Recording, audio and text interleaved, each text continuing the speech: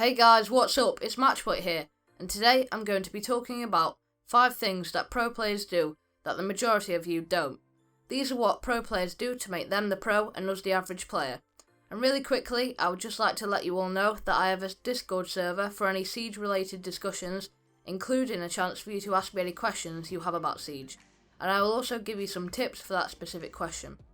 And we will also be hosting competitive and fun custom games in the future.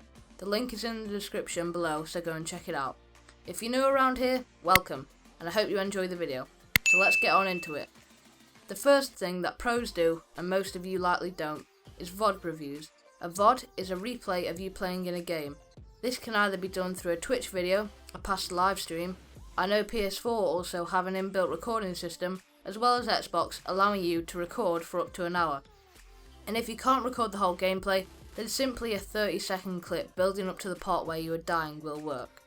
And when pro players die, they will go back and watch what they did wrong leading up to that death. Say if you catch yourself being too aggressive in the VOD review, then next time, when in that position, you'll know to be less aggressive.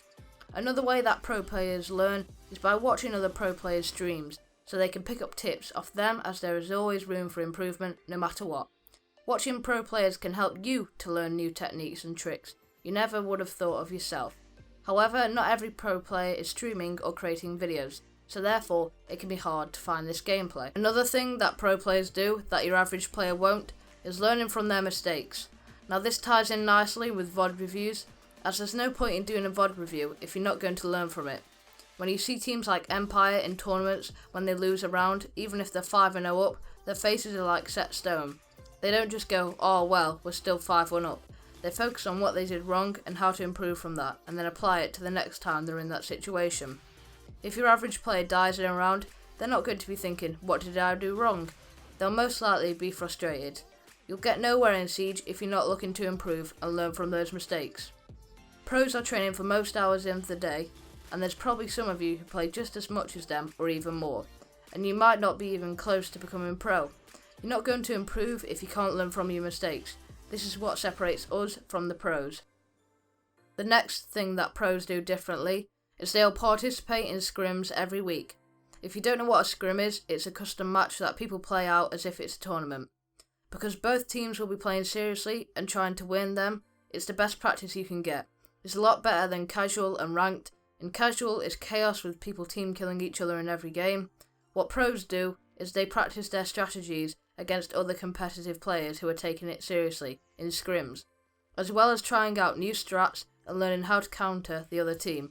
The best way to get a scrim is to search for one on Guilded, which is a fantastic scrim finder. The link will be down in the description below, or you can simply go into R6 Discords and ask if anyone is wanting to scrim and leave some details regarding the time. Someone will invite you into a custom game, simply join and wait for the game to start. Pro teams will most likely be scrimming against the other top pro players, so they can get the best of the best competition and the best practice out of it. They'll be scrimming for around 6 hours a day, so they can get the most practice in.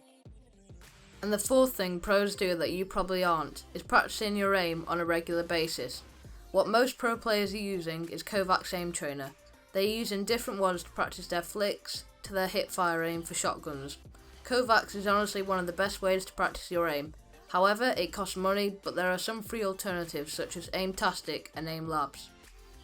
Although these are only for PC players, but for all of you on console, you can go into Terrorist Hunt and set it to Lone Wolf, and the map to House, and simply pick on an operator you're struggling with or one you're confident with to warm up. Pros are always practicing their aim, as it's one of the biggest parts of the game. The final thing pros do is adapt and create new strategies. The amount of strategies you can create is incredible. Pro players have to be constantly coming up with different Valkyrie camera placements, new pocket strategies, so that they are unpredictable and have strats to pull out when they need it the most. The reason why there are so many different Valkyrie camera spots being shown off all the time is because pro players are finding them to adapt and come up with new ideas to catch the enemy off guard. Your average player won't be spending time developing strategies. These strategies are what can make the difference between losing and winning a game, which is why they're so important. They have to do this faster than anyone else, so it's still effective and that they can adapt to anything that happens.